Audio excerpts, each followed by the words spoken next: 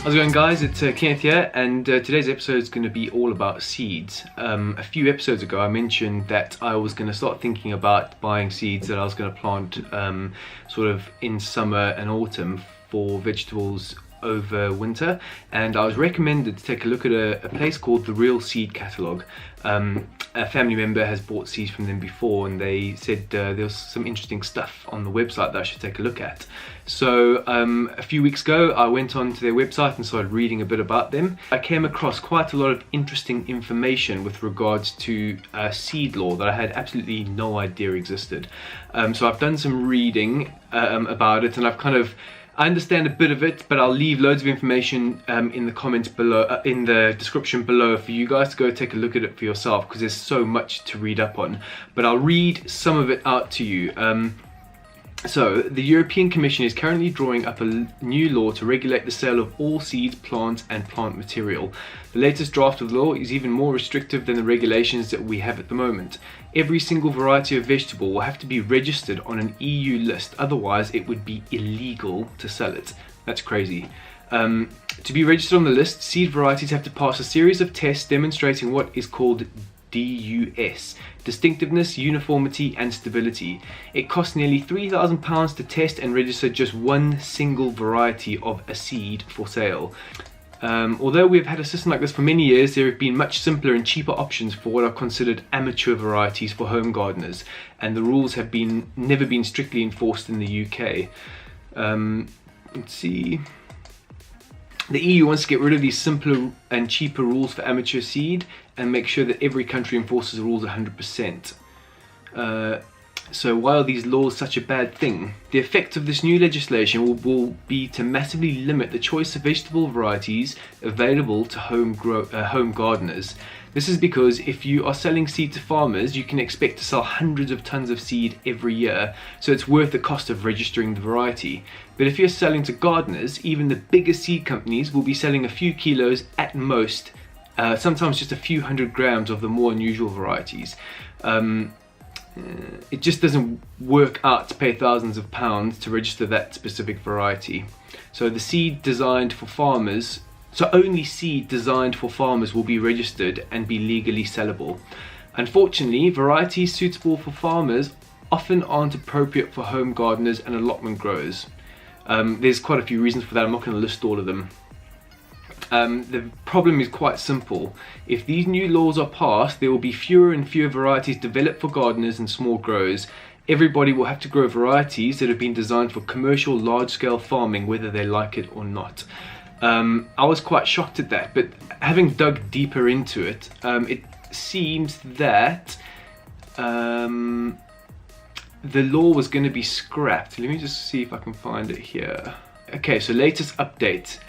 This little article is actually on the Real Seed Catalogue website, 19th of December 2014. As of this month, it is still looking like the most probable result is that the seed law proposals will be formally withdrawn, which is pretty good. So it's a good thing that stopped, or that got kind of stopped. And I did read somewhere else that it actually definitely did get scrapped. But it's still really scary, because they could change that at any time. So from what I understand, there are still some pretty strict laws in place that restrict selling certain kinds of seeds. So let's see here. In the EU, there is an actual list of official vegetable varieties and a law governing seed sellers, which states that if a variety isn't on the official list, then seed companies cannot market the seed to anyone. In an immediate sense, this law only affects us, not you, because there are no laws at all governing the buying of seed or what vegetables anyone can grow. Selling unlisted seed, that's against the law. Buying unlisted seed, that's completely fine. Okay, but this system does affect home gardeners in the long run, because it costs money to put and keep varieties on this official list. So it's only profitable to keep listed varieties that sell in huge quantities to farmers who have very different needs to home growers. So it's just not worth listing seed for home gardeners. Hundreds of thousands of heirloom varieties, which are the result of about 11,000 years of plant breeding by our ancestors, have been lost forever due to this rather poorly drafted EU legislation. To address this, we have always operated as a club. This is a real seed catalogue, by the way. So 1p of your order pays for a year's membership, so we are not selling to the public.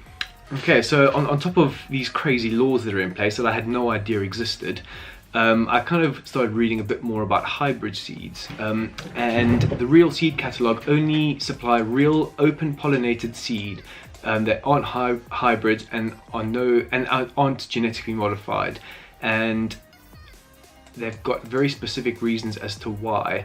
So a hybrid seed, and you know a seed is hybrid when there's an F1 on the packet, and I've always seen F1 on loads of different seeds that I've bought, and I didn't realize what it meant until now. So hybrid seed is the result of a cross between two different but heavily inbred parents.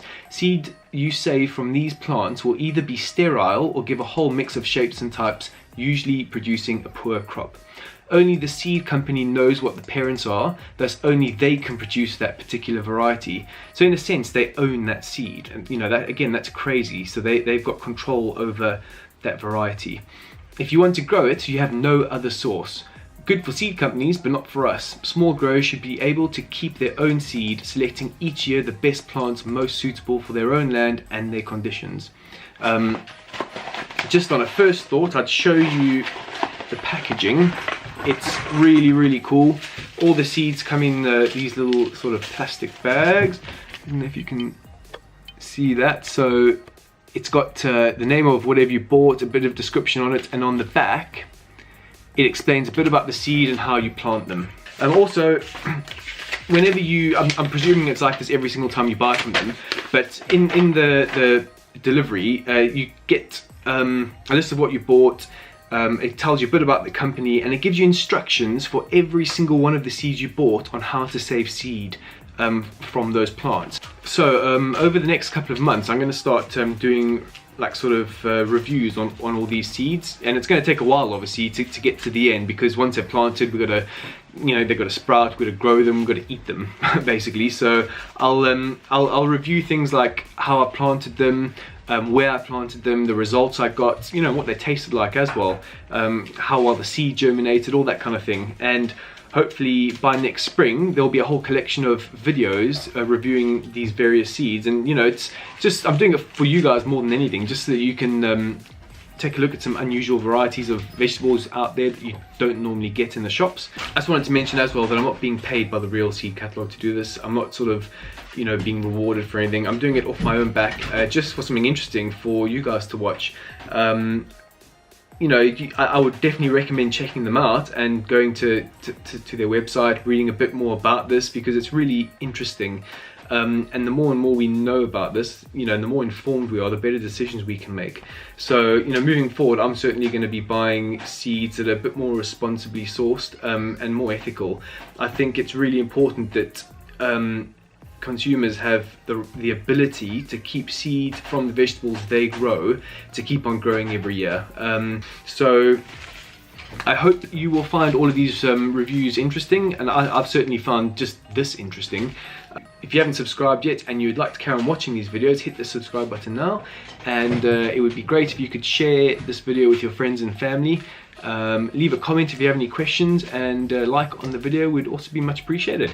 So I will see you guys next week. In the meantime, like I said, I would leave the first review of the red Ursa kale in the just over there, so you can watch that now, and it should be interesting to see how this all pans out. Thanks a lot. See you guys next time.